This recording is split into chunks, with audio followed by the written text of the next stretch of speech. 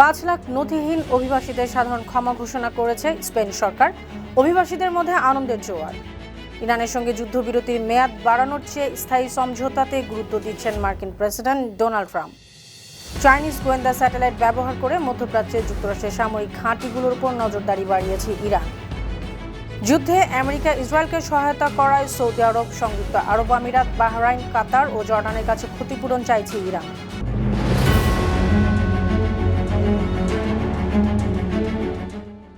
শুনছিলেন সংবাদ শিরোনাম। সবাইকে স্বাগত জানাচ্ছি বিশ্বজুড়ে প্রতিদিনে।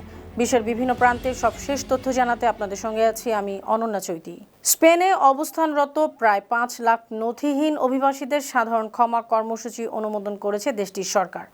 মঙ্গলবার এই সিদ্ধান্ত নেওয়া হয়েছে। স্পেন সরকার জানিয়েছে, নথিবিহীন অভিবাসীরা বৈধ হওয়ার জন্য 16 এপ্রিল থেকে অনলাইনে এবং 20 এপ্রিল থেকে সরাসরি আবেদন করতে পারবেন। এই প্রক্রিয়া চলবে 30 জুন পর্যন্ত। নির্দিষ্ট শর্ত পূরণ করলে আবেদনকারীরা 1 বছরের জন্য বসবাস ও কাজের অনুমতি পাবেন। এই অনুমতি পরে নবায়ন করতে পারবেন। আবেদনকারীকে চলতি বছরের 1 জানুয়ারির আগে স্পেনে প্রবেশ করতে হবে।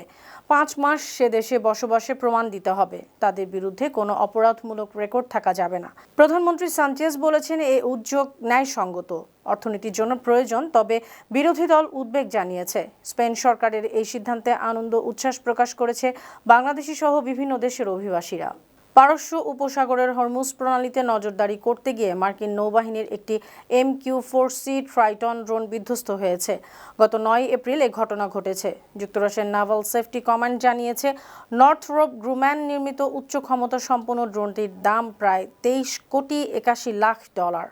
ডানাযুক্ত উপগ্রহ নামে পরিচিত ট্রাইটন ড্রোনটি দিন-রাত 24 ঘন্টা নজরদারি করতে পারত। ড্রোনটি ইতালি সিসিলিতে সিগোনেল্লা নাভাল এয়ার স্টেশন থেকে উড্ডয়ন করানো হয়েছিল। হরমুজ প্রণালীতে 3 ঘন্টা নজরদারি শেষে ফেরার পথে এটি হঠাৎ জরুরি সংকেত পাঠিয়ে নিখোঁজ হয়ে যায়। ড্রোনটি শত্রুপক্ষের আঘাতে ধ্বংস হয়েছে কিনা তা জানা যায়নি। যুক্তরাষ্ট্র ও ইরানের অস্থায়ী যুদ্ধবিরতির মাত্র 2 দিন পর এ ঘটনা পরিস্থিতিকে তাৎপর্যপূর্ণ করে তুলেছে। ইরানের সঙ্গে চলমান যুদ্ধবিরতির মেয়াদ বাড়ানোর চেয়ে স্থায়ী সমঝোতা চুক্তিকে বেশি গুরুত্ব দিচ্ছেন মার্কিন প্রেসিডেন্ট ডোনাল্ড ট্রাম্প। এবিসি নিউজকে দেয়া সাক্ষাৎকারে তিনি বলেছেন, যুদ্ধবিরতি বাড়ানোর বদলে চুক্তি হলে সংকটের স্থায়ী সমাধান সম্ভব হবে। ইরান পুনর্গঠনের সুযোগ পাবে। ইরানের পরমাণু ও ক্ষেপণাস্ত্র কর্মসূচি নিয়ে গেল 28 ফেব্রুয়ারি যুক্তরাষ্ট্র ও ইসরায়েল যৌথ সামরিক অভিযান শুরু করে। প্রায় 40 দিনের সংঘাতের পর 7 এপ্রিল থেকে 14 দিনের যুদ্ধবিরতি কার্যকর হয়। এদিকে 11 এপ্রিল পাকিস্তানের ইসলামাবাদে 2 দেশের প্রতিনিধিদের বৈঠক হলেও 21 ঘন্টা আলোচনার পর কোনো চুক্তিই হয়নি। তবে ট্রাম্প জানিয়েছেন, শিগগিরই আবার সংলাপে বসবে ইরান ও আমেরিকা। সংলাপে ইতিবাচক অগ্রগতি হবে। গোপনে চীনের একটি গোয়েন্দা স্যাটেলাইট ব্যবহার করে মধ্যপ্রাচ্যে যুক্তরাষ্ট্রের সামরিক ঘাঁটিগুলোর উপর নজরদারি বাড়িয়েছে ইরান। ব্রিটিশ দৈনিক ফিনান্সিয়াল টাইমস এ তথ্য জানিয়েছে। প্রতিবেদনে বলা হয়েছে, এই প্রযুক্তির মাধ্যমে ইরান যুক্তরাষ্ট্রের বিভিন্ন ঘাঁটি শনাক্ত ও পর্যবেক্ষণ করতে পারছে।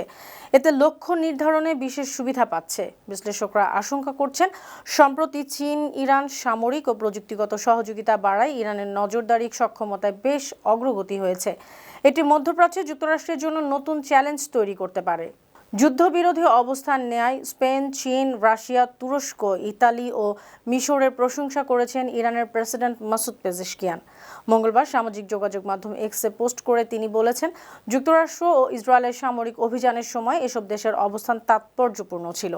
তিনি আরও বলেছেন, সংকটময় সময়ে বিভিন্ন দেশের প্রকৃত অবস্থান স্পষ্ট হয়ে ওঠে। ইসরায়েলি আগ্রাসনের বিরুদ্ধে তাদের অবস্থান সাংস্কৃতিক ও ঐতিহাসিক মূল্যবোধের প্রতিফলন।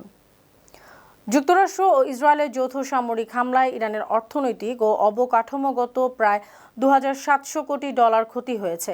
ইসলামী প্রজাতন্ত্র ইরানের মুখপাত্র ফাতেমেহ মোহাজেরানি মঙ্গলবার আধা সরকারি সংবাদ মাধ্যম তাসনিম নিউজকে এ তথ্য জানান। এ সময় তিনি বলেন, এটি প্রাথমিক হিসাব। বিস্তারিত মূল্যায়নে ক্ষতির পরিমাণ আরও বাড়তে পারে। এই হিসাবের মধ্যে ধ্বংস হওয়া ভবন এবং শিল্প কারখানা বন্ধ থাকায় রাজস্ব ক্ষতি অন্তর্ভুক্ত রয়েছে। তিনি আরও জানান, গত 11 এপ্রিল ইসলামাবাদে অনুষ্ঠিত বৈঠকে এ ক্ষয়ক্ষতির তথ্য মার্কিন প্রতিনিধিদের জানানো হয়েছে। যুদ্ধের প্রথম দিনেই নিহত হয়েছেন ইরানের সর্বোচ্চ নেতা আয়াতুল্লাহ আলী খামেনি। এছাড়া হামলায় দেশটির আরও কয়েকজন জ্যেষ্ঠ কর্মকর্তা নিহত হয়েছেন। মার্কিন যুক্তরাষ্ট্র ও ইসরায়েলকে সহায়তা করার অভিযোগে মধ্যপ্রাচ্যের উপসাগরীয় অঞ্চলে 5টি দেশের কাছে ক্ষতিপূরণ দাবি করেছে ইরান। দেশগুলো হলো সৌদি আরব, সংযুক্ত আরব আমিরাত, বাহরাইন, কাতার ও জর্ডান। মঙ্গলবার জাতিসংঘের মহাসচিব অ্যান্টনিও গুতেরাস এবং নিরাপত্তা পরিষদের প্রেসিডেন্ট জামাল ফারেস আল রোয়াইর কাছে চিঠি পাঠিয়ে এ ক্ষতিপূরণ চাওয়া হয়েছে। জাতিসংঘে নিযুক্ত ইরানের রাষ্ট্রদূত আমির সাইদ ইরাভানি চিঠিতে অভিযোগ করেছেন, মধ্যপ্রাচ্যের এই 5 দেশ যুক্তরাষ্ট্র ও ইসরায়েলকে সহযোগিতা করে তাদের আন্তর্জাতিক বাধ্যবাধকতা লঙ্ঘন করেছে। এ কারণে যুদ্ধে ক্ষয়ক্ষতির দায় তাদের উপরও বর্তায়। জাতিসংঘ মহাসচিব এবং নিরাপত্তা পরিষদের প্রেসিডেন্টের দপ্তর থেকে এখন পর্যন্ত এই চিঠির কোনো জবাব দেওয়া হয়নি। ইরানের সঙ্গে নতুন করে আলোচনার সম্ভাবনা তৈরি হওয়ায় দ্বিতীয় দিনের মতো কমেছে বিশ্ববাজারে তেলের দাম। বুধবার সকালে ব্রেন্ট অপরিশোধিত তেলের দাম 52 সেন্ট কমে ব্যারেল প্রতি দাম হয়েছে $94.27। এ সময় যুক্তরাষ্ট্রে অপরিশোধিত তেলের দাম $1.4 কমেছে। দেশটি প্রতি ব্যারেল তেলের দাম হয়েছে $90.24। যুক্তরাষ্ট্রের প্রেসিডেন্ট ডোনাল্ড ট্রাম্প জানিয়েছেন, ইরানের সঙ্গে চলমান সংঘাত নিরসনে আগামী 2 দিনের মধ্যে আবারও আলোচনা শুরু হতে পারে। তার এ ঘোষণার পরই তেলের দামে পতন দেখা যায়। তবে হরমুজ প্রণালীতে জাহাজ চলাচল ব্যাহত থাকায় তেলের দাম নিয়ে অনিশ্চয়তা এখনও কাটেনি। বিশ্লেষকরা মনে করছেন, পরিস্থিতি স্বাভাবিক না হলে তেলের দাম $120 থেকে $150 হতে পারে। লেবাননের সশস্ত্র গোষ্ঠী হিজবুল্লাহ জানিয়েছে, তারা ইসরায়েলের মেতুলা, কাফার গিলাদি এবং কিরিয়াত শমনা এলাকায় কয়েক দফা রকেট হামলা করেছে। স্থানীয় সময় সকাল 8টার দিকে এসব হামলা চালানো হয়েছে। ইসরায়েলের চ্যানেল 12 জানিয়েছে, বুধবার সকালে লেবানন থেকে উত্তর ইসরায়েলের গ্যালিলি অঞ্চলে প্রায় 20টি রকেট ছোড়া হয়। এ সময় কয়েকটি রকেট প্রতিহত করা হলেও কিছু রকেট খোলা জায়গায় পড়ে। হামলার পর মানারা ও কিরিয়াত শমনায় সাইরেন বাজানো হয়। জবাবে দক্ষিণ লেবাননে পাল্টা বিমান ও ড্রোন হামলা করেছে ইসরায়েল। সিডন জেলার আল বাবলিয়া শহরে একটি ড্রোন হামলার পাশাপাশি কাইলা, কাদমুস ও আনসারিয়া সহ একাধিক এলাকায় বিমান হামলাও হয়েছে। অন্যদিকে বিনোদ জেবেল, মাহমুদিয়া, মাজাদাল, কাইলাহ, জিপকিন ও ইয়াতার এলাকাতেও হামলার খবর পাওয়া গেছে।